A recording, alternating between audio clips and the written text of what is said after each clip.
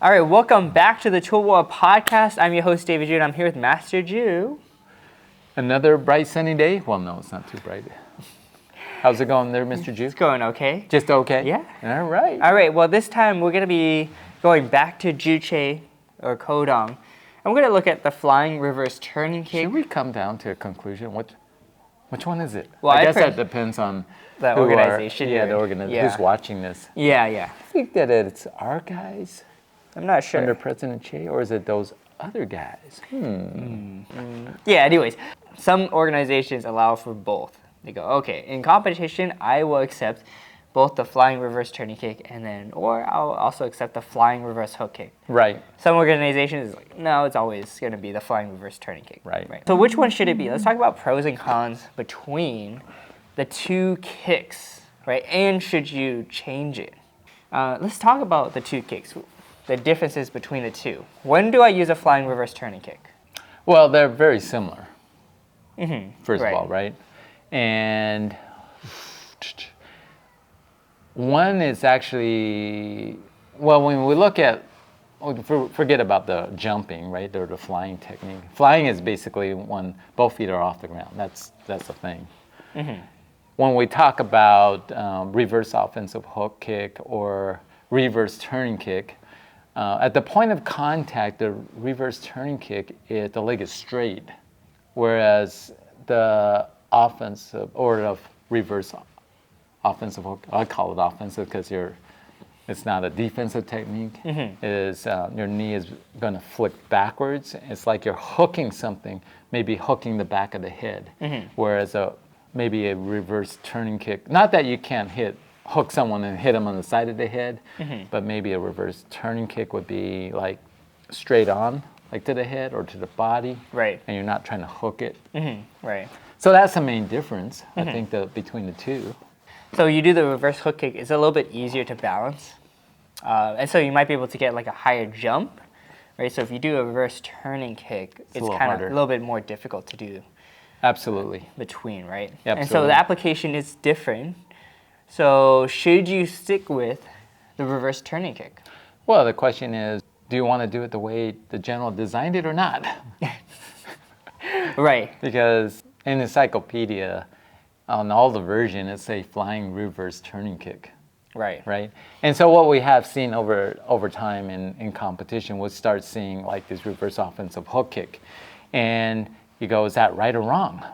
Well, technically it's wrong, right? Right. Because it's not a flying reverse offensive hook kick. But the flying reverse turning kick is not easy Right. because it's a lot of body control. I mean, you could do it, but generally what happens, if you're going to do it fast, it's almost like you're whipping that leg and it kind of whips it all the way around. Right. I mean, if you really want to execute that technique, that's what you kind of have to do, Right. right? It's got to, if you don't hit a target, it's going to whip all the way around because you want it fast. Right. But that's not easy in the pattern because you're not supposed to whip it all the way around. You got to come up, boom, and hits it at a 45-degree angle because it's a reverse turning kick. It's not side reverse turning kick. Yeah.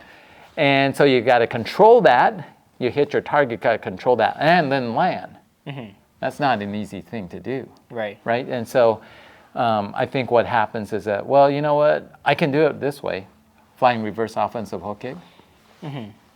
That's about as, and it looks fast and it's pretty powerful. And it might actually look a little bit better than a weak flying reverse turning kick. Right. So what am I going to do in competition? Ooh. I'm going to say that a lot of people have been switching over to the reverse offensive hook kick Right. because they haven't mastered that technique in the pattern. Right. Right. That's my guess. Right. Right. But some organization does accept that, right? Because you go, and why would you do that, right? I mean, the pattern's hard enough in general. So I think we talked about this before. I think that when you're talking about Juche Kodong, it should have a higher point value. And if it's not perfect, okay, it might come down to the lower, you're going to lose some point, but that point value might still be higher than, eon Yeah. because of the difficulties, all the more difficulties in that particular pattern. Right. And so I don't want it to look like everything in that pattern might be really good, but then I threw in a reverse offensive hook kick versus a reverse turning kick, and depending on the judge, and go, that's wrong, and I'm going to vote him wrong because it's not correct. Right. But overall, that pattern was better than Eon, and he loses. That doesn't sound right, does it? So if I do a reverse offensive hook kick, and yeah, it's not right, but hey, it looked pretty good. Right. Right. You kind of like, okay, I'll take that and I'll vote that. Maybe that's why people are using that. Or they're afraid that they might lose because they can't control that reverse turning kick, flying reverse turning kick. Maybe, I don't know. Or maybe you have judges that go, that was really nice, and that's the way to do it. And then everyone sees that, oh, the winner, the gold medal winner did it that way. That's the way I should do it. And all of a sudden we change the pattern. That's just competition. That's competition. Well, I think one thing I'm kind of thinking about is that the distances of each technique is going to be different. To do a reverse hook kick, you're actually going to have to be closer. Right. Because you need to hook the back of the head, right? But when you do the reverse turning kick, the application was the striking the face. So you actually have to jump back farther for that technique. And that pattern requires you to jump backwards. Right, so if you don't jump backwards, then it's incorrect then as well. you're going to do incorrect, and then you're going to end up too far forward, right? So now I'm kind of thinking like if you do the pattern properly and you think about the application, that the reverse turning kick would set you up better to finish in the correct spot. True. Thinking about that Absolutely kind of true. distance. Yeah, absolutely right? true. Versus the hook kick you might just do kind of in place, not because of the distance. Oh and the no, application. it's all really important because you do see a lot of people do Juche Kodang. We're gonna just make it a new word. Yeah. Juche Kodang. Is that when they start to finish it, that they're really too close. They didn't come back to that line. Right. And that is part of the problem. Right. They don't jump back far enough. Right.